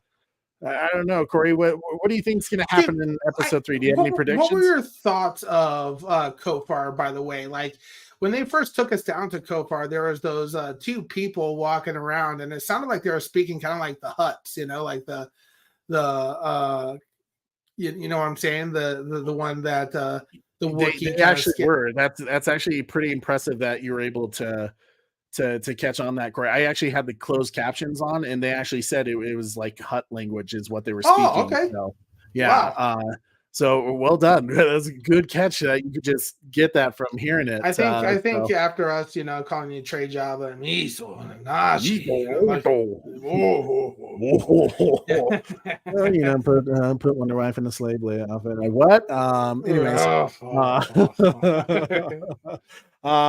But I mean, that's where it ends for us. We know that we're gonna go on this Kofar, and May's looking for some trouble with our Wookiee Jedi here. And I don't know if that's a good idea, because clearly, just with his little interaction with the scavengers, he looks like a no nonsense kind of Jedi. So I'm not sure what he's doing on that planet, though. I wish he ripped their arms off. That's very un-Jedi like, Corey. Corey, episode 2, was it any different for you? I guess, let me say this, Trey. The thing that I am enjoying about the Acolyte is I'm digging the detective work, and I'm digging the fact that we're not just in freaking Tatooine, like we're not going a to a lot planet, exactly. We're going to a lot of different planets. We got a Wookiee Jedi. They had some, talks about memory wiping, and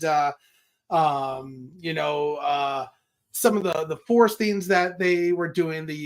Was interesting too. That Karlak planet that was in Clone Wars, wasn't it, Trey? As well, I want to say that we've seen that planet before.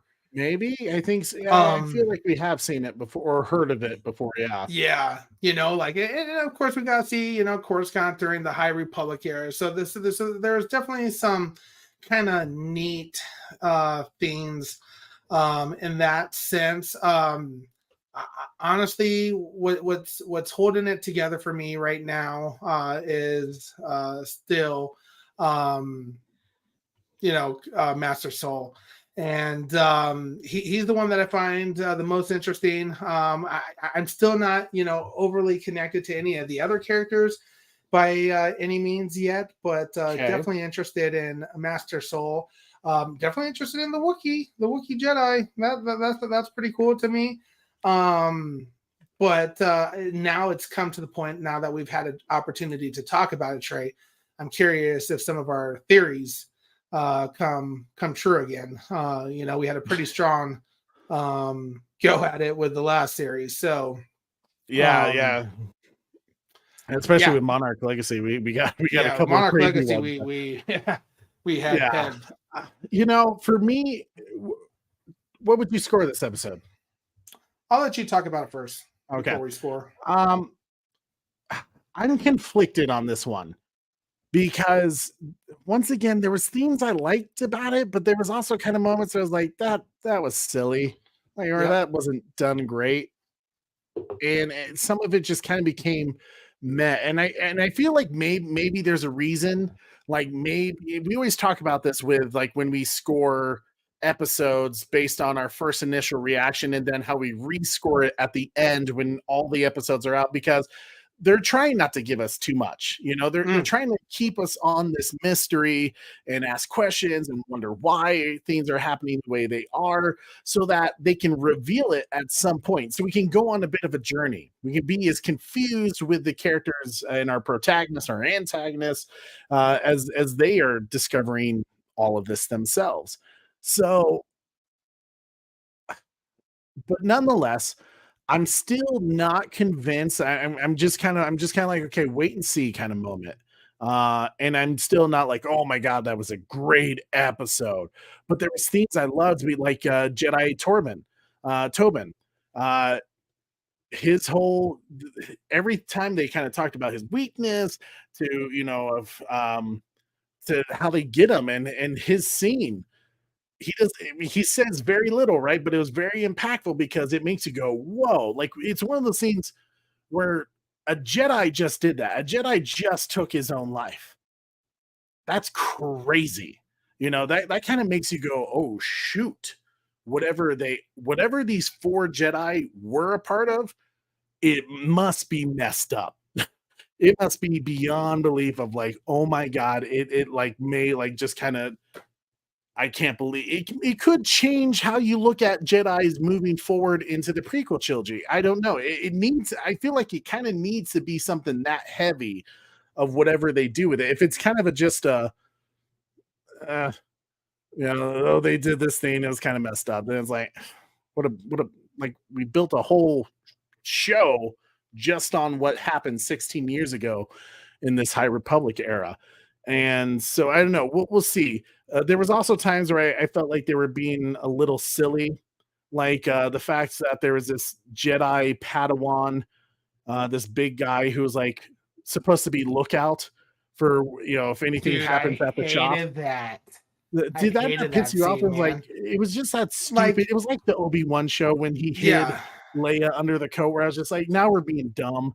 Like, why are we treating Jedis like they're idiots? Yes. Rich. Like, how is he even to that level? Like he like with how dumb he is, like he should have been like X'd out right from the like, oh, you're not cutting it as a Jedi.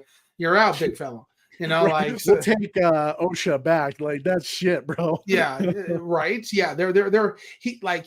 Oh, they're gone. Like, how are you not force sensing what's going on over there? Like, I can see everything that's going on in that room right now. Like Anakin was. Yeah. I can see everything going on in that room. Walks by, like, I haven't seen anything, sir. He hasn't come by. And he has binoculars. It was very like, it almost was like cheesy cop. Like they had that detective vibes going on, and now like let's get a cheesy cop scene where the stakeout goes like wrong like it always does. They slipped out the back. Oh no, like. That doesn't happen with Jedis. A Jedi would be concentrating on what's going on in that room. Like that was a very frustrating portion. They need to be careful. Like with Disney, I feel like, especially if they're going to continue down this path of the Jedi suck, the Sith, the Sith are still the bad guys because they just have no remorse or mercy, but the Jedis are the corrupted ones. They're the ones that say they're for peace, but not. If they're going to continue down this path, you can't make all of our Jedis like stupid. And granted, like Soul's not, right? Like Soul's right now, he's the guy like that has us hooked. But like there's too much of this Jedi turning the blind eye, or not listening. Like that's what I'm saying. Like at one point I would like to see a Star Wars show or something of the High Republic where the Jedis are on top of their game and we get a good detective story, a good versus evil, rather than major complexities with just how the Jedi are continuously to be shit and they suck and the worst lookouts in the world. It's just one of those things. Like you can't have like Soul be a badass, and like hell, even Jackie, you can't have Jackie be a badass and then have like this stupid moment with this Padawan who just is completely oblivious, and he's like an older Padawan. It's like, okay, like let's it's plot armor. Let's treat them like morons to show. If I were them, don't even do a scene like that. Let May and Kamir not even go. Like the fact that they came exactly straight back to the scene of the crime. They're right there. And no one like just went, oblivious stupidity. I don't know. For me, that bugged me a lot. So I guess if I had to give a score, what did I give, Corey? I think I was a 6.8, 6.6, something like that. No, you were like 5.8. Oh, 5.8. That's right. 5.8. One, yeah. I think I'm going to give it. I'm conflicted. I think episode 1 was a smidgen better. And I mean, really? A smidgen. Because of the fight scene? Yeah. So I would probably say, I'm going to be even with them. I think they're both 5.8s at the moment. Yeah, that's what I was thinking. I don't see a major jump by any means. I was going to give it a 5.556 as well. So kind of right in that same level of themes. That C plus. Really the person that's carrying the show for me right now, and my interest is Master Soul. So that's what is driving me to as well as the Wookiee Jedi to tune in tonight. To episode 3, which is what is it called? Is it Destiny? I think I heard. Is it Destiny? And I think I've heard so we had Lost, Found, and then Revenge with episode 2. Let me see. They probably have told us what the episode is now. IMDb hasn't posted it. If so, I don't know. I guess we'll find out. We'll find out together tomorrow when we do our episode 3 watch party. So make sure you can set your reminders right now for episode 3 watch party tomorrow. Join us, grab your popcorn. Obviously, Disney Plus would not let me put the show on our YouTube channel. You have to have Disney Plus. They would take us down faster than I can say, these aren't the droids you're looking for. Right. Or I have a bad feeling about this. Make sure you get Disney Plus to check it out. If you haven't started, get your free month trial and let's experience it together. Let's see if this show is worth watching. You're going to get our real reaction to themes. We won't obviously review it until the next day on Thursday. So you guys know, you already know. And then like I said, this Saturday, we're doing Godzilla Kong the New Empire, which is now, Corey. I don't know if you heard, big fella. Hey, before you get on too far, we haven't touched base on the audience score. My apologies, guys. You're kind of jumping ahead, Trey. So I got to reel you back. And while I'm going over what the the chat has scored it, will you put in there, Trey, that in the poll for in the chat saying after watching episode 1 and 2, are you going to watch episode 3 with us potentially? Let's see if we got some people who are going to watch it with us. So you're going to do that, Trey? Yep, working on it now. Cool. All right. So from scores from the chat, we have Oracle's Clock Tower that gave episode 2 a 7.2. Red Hood Outlaw that gave it a 6.6. Qatar Law gave it a 5.6. Beyond the Night gave it a 6.9. The Butler gave it a 5.9.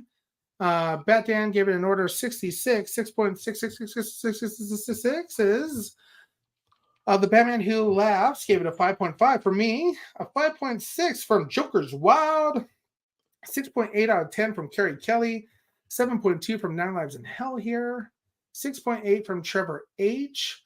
People are saying worst Jedi ever, fire him, moron Jedi, worst lookout, super cheesy, Soul's the only one paying attention. Josh Herrera gave it a 6 and a 5.8. Kaiju Crazy Craig Rowland gave it a 6.3. Let's see, and Chad Joyce a 6.2. So it's getting a lot of average scores right now, like mid tier, which I think is reasonable to say from what we've seen so far. Is this the best Star Wars content we've ever seen? No, by any means. Is it the worst? There's a lot of people, hating on it right now. As you know, Trey and I will always, give things a fair shake. And, if episode 3 messes up, you'll be watching us live. We'll be the first ones to call it out. Trust me. So, we're not afraid to call it out as well. So, yeah, man. So yeah, that's kind of where we're at with the scores. So it seems like it's been a pretty average viewing, and I can't thank everybody enough. Through all the places that we're streaming right now, it looks like we're at around 125 plus viewers. So thanks for kind of joining us to talk about Acolyte before the premiere of episode 3.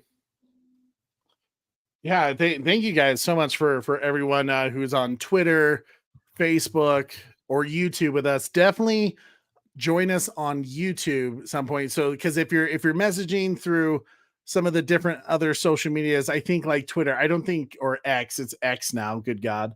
Or triple X, according to the new rules they put on. Apparently, I don't know what you're talking about. Oh boy. Yeah, we'll talk about it later. Apparently, X is allowing some explicit content now. Dollar is a dollar, Corey. Doesn't matter where it comes from. Really? Yeah. Hello there. These are the boobs you're looking for. Do it.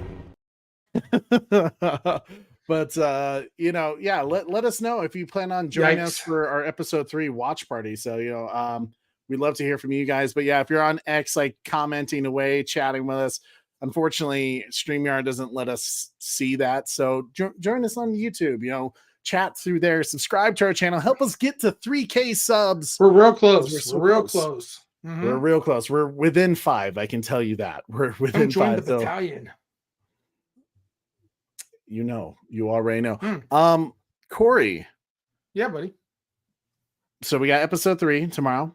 Mm-hmm. We got episode 3 discussion on Thursday.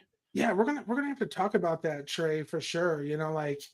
I think we give it a try on Thursday, but like, is this Tuesday time a real nice, kind of spot of a recap / review right before the next episode come out? We'll have to talk online about that, Trey. Maybe, yeah. We'll discuss it some more. But Saturday, Godzilla Kong, the New Empire. Get your DVD, get the digital copy, however you want to do it. Unfortunately, it's not available on any streaming service at the moment. It's not available on Max, but it did just come out on physical copy. So we're going to be doing a watch party. So if you love the MonsterVerse, if you love Godzilla, join us. We are a channel just doing all content that we love, and we're just going to have a damn good time. And of course, this weekend, I will be releasing the Chaos Theory Season 1 review with Wonder Wife, and I'm going to be chatting about it. I'm excited about that because